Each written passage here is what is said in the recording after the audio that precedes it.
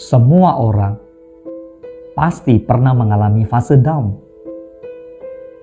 Kondisi di mana dunia seperti berputar terbalik dan segalanya seakan tidak berpihak kepada kita. Kondisi ini bisa dipicu oleh berbagai persoalan, seperti kegagalan memenuhi target personal, bosan menghadapi rutinitas mungkin, urusan asmara yang kandas, ataupun gabungan dari ketiganya ini.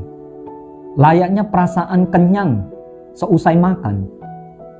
Kondisi ini pasti pernah dialami oleh setiap umat manusia. Meminjam tagline dari sebuah produk keripik kentang, dikatakan life is never flat. Untuk setiap kebahagiaan dalam hidup, pasti akan ada momen dalam gelombang hidup di mana kita bisa merasa ada di bawah. Pulih dari kondisi down tentu bukanlah hal yang mudah. Semua orang juga ingin cepat pulih.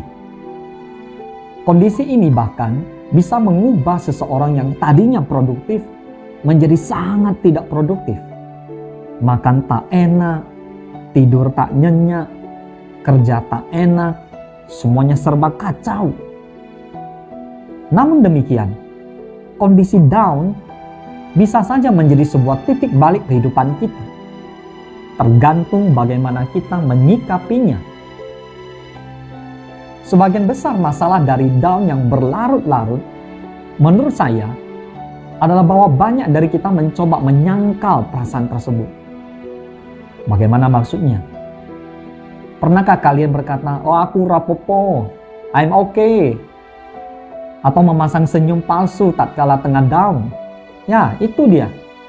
Dalam bahasa psikologi, hal tersebut dinamakan fase denial. Membohongi perasaan mungkin bisa membuat kita lupa sejenak. Tapi itu hanya akan memperlama penyembuhan diri kita. Apabila kita sedang down, terimalah perasaan tersebut sepenuhnya. Dengan tidak membohongi kondisi down, kita akan lebih mudah mencari titik permasalahan. Menurut Teresa Rando, seorang psikolog, jujur dengan perasaan akan membuat kita siap lebih cepat dalam menghadapi kenyataan baru.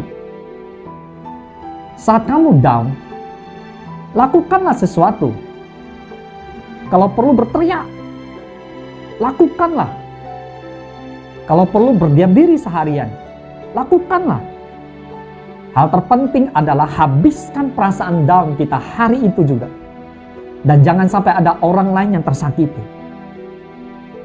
Dalam hidup ini, pasti kita memiliki sejumlah orang terdekat yang menjadi alasan bagi kita untuk terus berjuang. Sebaliknya, pasti ada juga yang menjadikan diri kita sebagai motivasi bagi mereka. So, pernah nggak terbayang apa yang mereka katakan apabila mereka mendapati kita down tanpa gairah hidup? Anda bayangkan. Salah satu tips dari saya nih adalah kenali diri kita sekali lagi. Kondisi down bukanlah hal yang datang hanya sekali seumur hidup. Pasti kita pernah menghadapinya di masa lalu. Apabila kita tengah down, ingatlah momen terakhir di mana kita mengalami kondisi down terburuk kita. Dan ingat kembali bagaimana kita bangkit dari sana. Mari tutup hari ini dengan bersyukur. Toh besok harus kembali bekerja. Hentikan segera. Jangan biarkan hari kalian ditutup dengan perasaan down. Tak jarang, orang-orang besar lahir justru karena ia sukses mengubah kondisi down-nya menjadi sebuah kesempatan untuk melesat jauh. Di sisi lain, banyak juga orang yang akhirnya jatuh karena mengambil pelarian yang salah tatkala tengah down. Bukankah kalau kita ada di titik terbawah hidup, itu berarti tidak ada pilihan selain melambung tinggi? Semoga bermanfaat dan nikmatilah hidup yang lebih berbahagia. Everyone thinks of changing the world, but no one thinks of changing himself. Semua orang berpikir untuk mengubah dunia, tetapi tidak ada yang berpikir untuk mengubah dirinya sendiri. Life changing